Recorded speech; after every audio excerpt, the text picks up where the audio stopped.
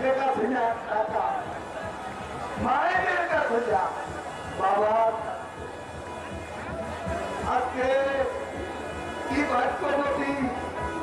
মেয়েরা আজকে সুপ্রিম কোর্টে জাস্টিস মেয়েরা সচিবালয়ে সচিব মেয়েরা সেখানে তা হয় ওসি নাই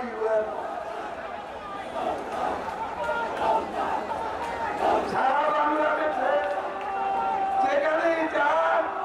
হয় ডিসি না হয় কে নারীরা এ সম্মান